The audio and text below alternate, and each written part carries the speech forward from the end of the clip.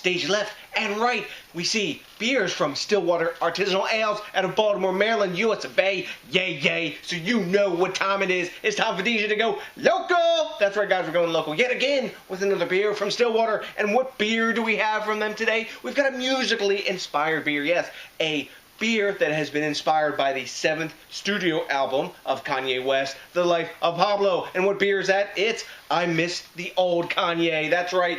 The owner of Stillwater, Brian, I can't remember his last name, is a big music head. He used to be a techno DJ back in the day, and music, he's all about that, and apparently he misses the old Kanye before the Kardashians got their claws into him and made him more tame Kanye. So, what about the beer? Because that's more important than Kanye West, I would say, because I like pouring beer now on my neck. Anywho, it's an Imperial Porter. It's a limited serving. It clocks in at 8.0% ABV and between 45 and 90 IBUs. Now, besides the inspiration of The Life of Pablo, it's also inspired by the flavors of Dr. Pepper. So to create or emulate said flavors of Dr. Pepper, they have put in this beer brettanomyces, cloves, juniper berries, plums, prunes, star anise, and vanilla. That sounds like it should taste awesome. This beer has just come out. I think it's been out for about 2.5, maybe 3 weeks. I can't recall, but I'm going to drink it now because Brett has a drying effect on beers, and I don't want to dry it out stout or a porter or any kind of malty sort of flavor adjunctified beer. So, stop flapping my gums, time to pop the top out on this bad boy and see what's up with I Miss the Old Kanye. The old Kanyeezy, baby. Boom. Gigantic hiss on the top. Tons and tons of cannon smoke. I can smell the star anise wafting from here and sort of a cherry aroma. Of course, Dr. Pepper's supposed to be like that now, isn't it? It's pouring a really like sort of ruddy brown color.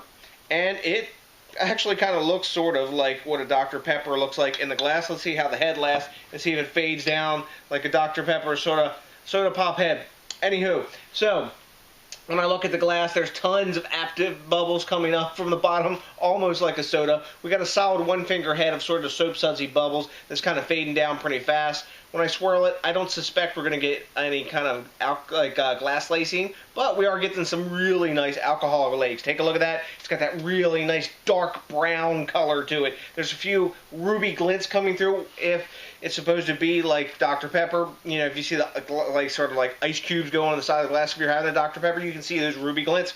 That you can see in this beer as well. But you know what? The aroma is a big important factor. So let's dive in and see what's up in that department. Wow. Up front, there's that plummy sweetness. After that, it smells like there was cinnamon in it, if I didn't know better, but that's probably a combination of the clove and the star anise. That licorice note's definitely in there. The vanilla. Maybe a really slight barnyard funk. There's a lot of caramel in this. Burnt brown sugar. A bit of chocolate and toffee as well. Wow, there's a lot of layers of flavor to this. It smells like it smells in some ways almost like a pumpkin stout that I've had before. Maybe this would be like a pumpkin porter, but like that in some ways. It's got some of the same sort of, sort of flavors and everything that they were trying to add into this, so thus those aromas are coming out.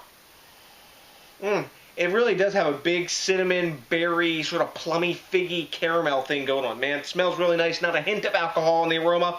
I'm right thirsty. I've earned this beer faux show this week. I'm diving in, guys. Cheers!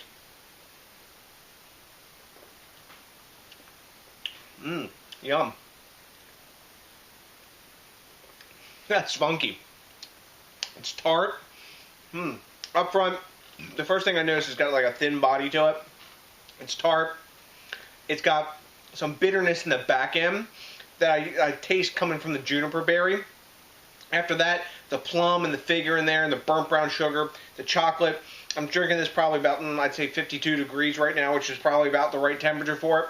Alcohol is totally hidden. Maybe a tiny bit of water, like warming in the chest. Let's see, get another taste here. There's a lot going on with this.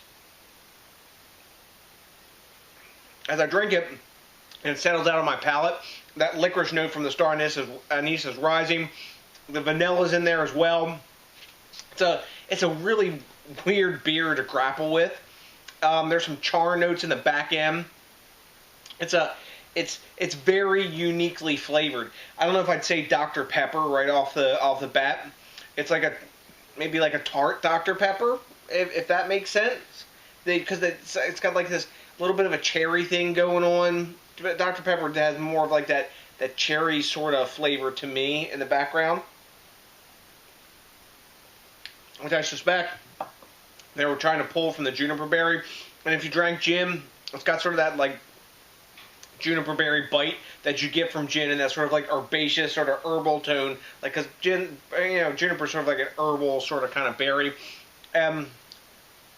It's a cool beer. There's actually a fairly high roast level taste in the back end of this beer as well. So, lots of flavors, a lot of stuff going on. The Brett, you don't really feel the Brett that much. There's a tartness in there, but it's not big and overtaking or anything like that. It's a really interesting beer to grapple with flavor-wise. As I drink it, it actually tastes better. At first, I was like, what is this? And as the flavors build up on your palate, they kind of meld together a little bit better. So, you hear me kind of waffling on. We got to grade this beer and still see, you know what? See if I still really miss the old Kanye. So, at the time of recording, this is a brand new beer just out on the market. Rate Beer gives has no grade. Beer Advocate has no grade. Untapped gives this 3.45 caps, which is the high B to B plus range. Excuse me, I'm going to take another drink and tell you what I think.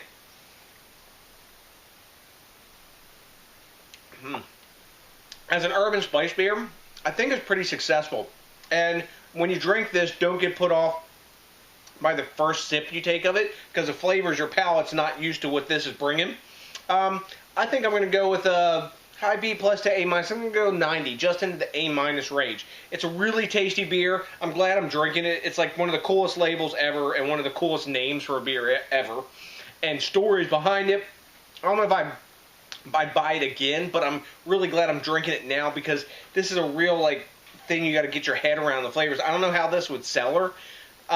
Maybe it would sell her into something different. It might get more dry, a little more funky. I'm not sure how much Brett's in this, but really tasty beer just the same. It's got a fuck ton of cool flavors going on. So, that's my grade A minus.